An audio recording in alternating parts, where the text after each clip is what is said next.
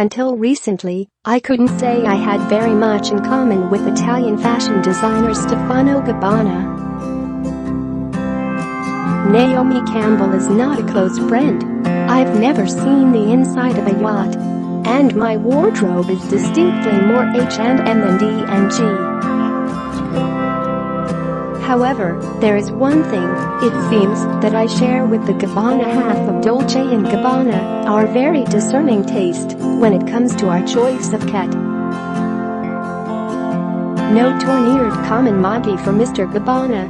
Oh no. Like me, he has opted for a pure pedigree, the British Shorthair, a gorgeous, blue-blooded, amber-eyed, darling of a feline, with fur like purest cashmere and the cutest teddy bear face that was made for Instagram. He introduced the newest member of the numbered family, a blue kitten named Prince, to the world via his Instagram page last week. So far, Prince has been papped with his scratching post, stretching out on a table for tummy rubs, and caught napping on an ornate, red and gold fornacetti tray, worth about 150 pounds. Like designer dogs before them, these are the It Cats. A British Shorthair kitten. They are also called British Blues as that was once the only color you could get, can fetch anything up to 1,800 pounds, and you have to join a waiting list with a registered breeder. Famous owners also include singer Sam Smith and actress Sadie Frost. Advertisers love them too. British Shorthairs have modeled for everyone from Prada to Whiskas cat food. Their social media catnip too. There are 3.6 million posts tagged number British Shorthair and are the most popular pedigree in the UK. Unfortunately, this online deluge may be having unintended real-world consequences. We do have concerns that people are choosing cats solely for the way they look, rather than for their temperament or personality, says Rob Young, head of catteries at Battersea Dogs and Cats Home. We also think it's leading to more impulse buying. People bringing in cats for rehoming are increasingly saying they bought them online. Meanwhile, black cats in particular are harder to rehome, and we think one reason is that they don't show up so well in photographs. I confess to posting an obscene number of pictures of my two females, Saga and Bridget. It would take a heart of stone not to coo over the Shorthair's chubby, perfectly coiffed cheeks and their round, imploring eyes and slightly snub noses. They're sweet-natured, thick as clouded cream, and a lot of fun. There's none of the usual feline aloofness. In fact, I'd go so far as to say the British Shorthair's true appeal is that, for a cat, they're surprisingly uncat-like. Calm, contented, and cuddly, they actively seek out and enjoy human company. Bridget in particular cries if she can't work out where I'm in the house. The Grey Bears, as we call them, came into our lives at the perfect time. My husband Dan and I picked them up from the breeder a fortnight after I miscarried a much-longed-for baby.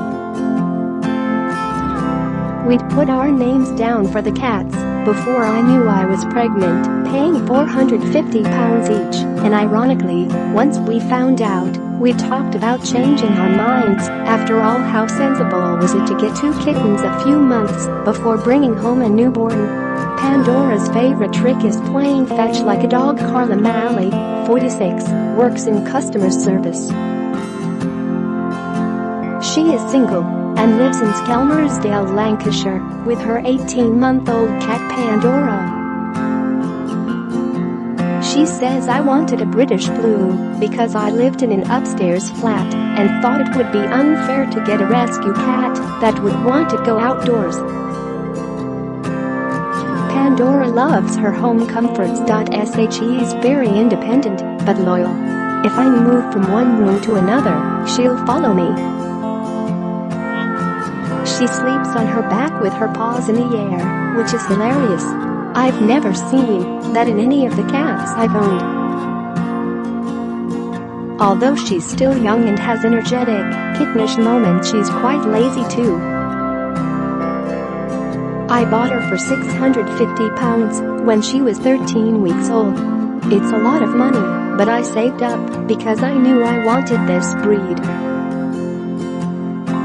One of her tricks is playing fetch like a dog. She has a little stick toy with a feather on it, and if you throw it, she'll bring it back, but only if she wants to play. Everything is on her terms. I get so many comments about her, particularly about her amber eyes. Her coat is very dense, almost like velvet, and I brush it every day. She sheds, but I keep it under control. I'd read this breed could be clumsy and didn't believe it until I got one. She doesn't like to jump on things, and if she does, she'll have a bit of a wobble at the top. In the event, we were so grateful for the joy they brought, at a time when we were otherwise monosyllabic with sadness. A pet is no substitute for child, but it is hard to feel completely hopeless when there's a kitten nuzzling into you. There's one area in which we do differ from the celebrity world, however. Many British Shorthairs are so precious and so dense, they inevitably end up house cats. We do, however, allow ours out, albeit under supervision. Share this article. They are too cowardly to stray beyond the back fence and would never deign to bring home a dead mouse. Their appetites are definitely plus size, and they are prone to putting on weight. Our two are veritable dustbins and will eat anything they can get their whiskers round when we're not watching. Curry, avocado, the crumbs from a plate of toast and marmalade, lettuce leaves. The only other downside: gray fluff shows up equally conspicuously on white and dark clothes. Something to bear in mind for next season, perhaps. Mr. Cabana. Hugo loves company, and he herds my wife and I together. Ben says Hugo is the closest thing to having a dog without having a dog. He's friendly, companionable, and wants to know where my wife and I are at all times. If we're in separate rooms, he'll try to herd us together like a sheepdog. He'll wait for me outside the bathroom and then nudge me in the direction of where Emily is sitting. I did a bit of research and found that British blue shorthair cats were the first breed to be show cats. That first show took place in Crystal Palace in South London. As we live in that area, it seemed a good reason to buy one. We found a breeder in Kent and paid £800 for Hugo. He's now 18 months old. He's greedy and we have to ensure we don't feed him too much. He sits at my feet when I'm eating, hoping something will fall from my plate. He is allowed outside, but never ventures very far. It was Emily's idea to start up an Instagram account. It's called An Eminent His Cat. I've only got a few followers but enjoy seeing people's reactions. They stay indoors so the sun doesn't spoil their coat, and 4 kittens. As a companion cat, British Blues are amazing. Every night when I come in from work, my cats will come to greet me. If I'm working from home, they'll sit next to me while I'm at my computer. They're very laid back, don't need much grooming, and are no fuss. I have 4 adults and also 4 kittens. One called Woody is pictured, which I've bred to sell on. I'll be keeping one of them. I have been breeding for about 5 years. I sell the kittens for around £650. Other breeders, particularly in London, can charge up to £900. If someone has brought a new cat in from Russia or East